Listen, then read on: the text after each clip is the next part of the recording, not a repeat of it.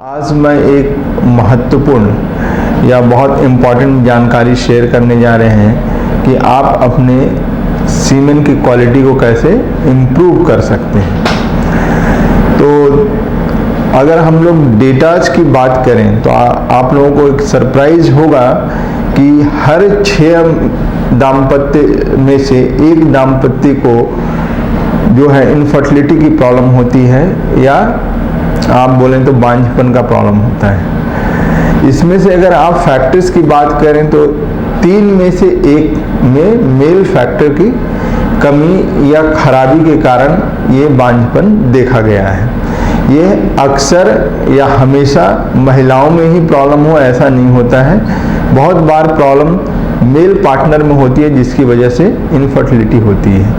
तो मुख्य रूप से अगर हम मेल इनफर्टिलिटी की बात करें तो उसमें सीमेन एनालिसिस एक बहुत ही इम्पॉर्टेंट चीज़ होती है जिसकी वजह से हम लोग पता कर पाते हैं कि जो गर्भ धारण की क्षमता या गर्भ क्यों नहीं हो पा रहा है, गर्भ धारण क्यों नहीं हो पा रहा है।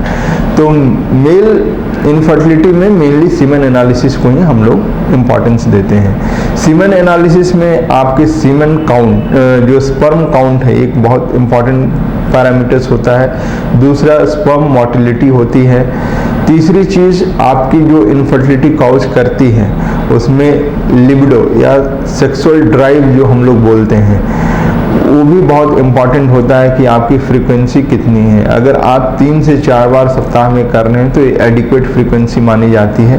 अगर इससे कम सेक्स अगर आप कर रहे हैं तो ये इनएडिक्वेट माना जाता है। इन सब के अलावा टेस्टोस्टेरोन लेवल भी इम्पॉर्टेंट होता है जो आपकी सीमेन क्वालिटी को डिफाइन करता है। तो ये सारी चीज़ें हैं जिसको एज ए पैरामीटर्स हम लोग रखते हैं और इसको हम लोग स्टडी करके डिसाइड करते हैं कि ये मेल फैक्टर की वजह से प्रेगनेंसी होने में दिक्कत आ रही है।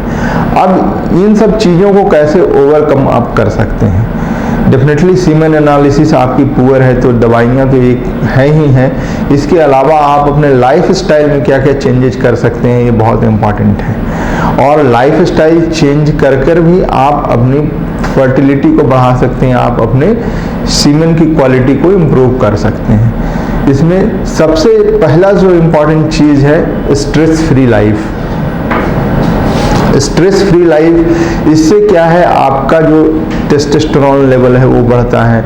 दूसरी चीज़ आपके सीमेन में जो है sperm count and motility that will also improve and जो डीएनए फ्रेगमेंटेशंस होते हैं स्पर्म्स में वो कम होते हैं। दूसरी चीज़ आपको रेगुलर एक्सरसाइज करनी चाहिए। रेगुलर एक्सरसाइज करने से भी आपके सीमेन काउंट और जो स्पर्म काउंट है और स्पर्म मोटिलिटी इन दोनों में इम्प्रूवमेंट देखा गया है।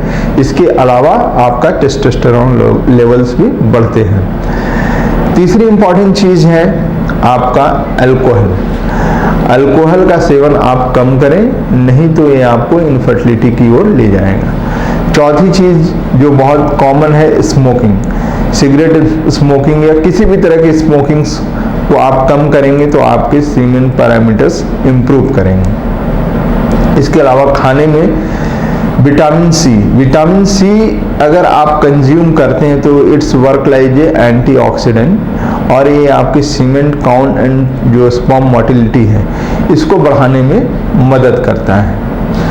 विटामिन सी के अलावा विटामिन डी को भी आप उपयुक्त मात्रा में लें, around 3000 international unit per day लें, जिससे आपका टेस्टोस्टेरोन लेवल और सीमेन की क्वालिटी इम्प्रूव करने में मदद करेगा। एक बहुत ही इम्पॉर्टेंट चीज़ है 6ठे नंबर पे फॉलेट जो हम लोग इवन फीमेल्स को भी एडवाइस करते हैं जो प्रेगनेंसी प्लान कर रही हैं उनको फॉलेट लेने के लिए हम लोग बोलते हैं। तो इसका रोल मेल में भी है और ये आपकी सीमेन क्वालिटी को इम्प्रूव करता है, दैट इज़ फॉलेट लेवल।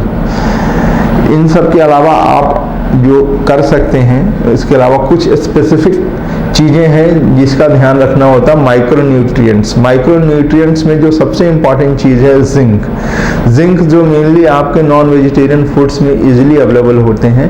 तो ये भी आपका जिंक जो है सीमेन क्वालिटी को इम्प्रूव करता है by increasing the sperm count and sperm motility. इन सब के अलावा अदर चीज़ें जो आप खाने पीने में कर सकते हैं, उसमें जो ड्राई फ्रूट्स हैं, स्पेशली जो अंजीर हम लोग बोलते हैं, या वॉलनट्स या अखरोट, इन सब का सेवन करने से आपके जो स्पर्म काउंट्स हैं वो इम्प्रूव होते हैं।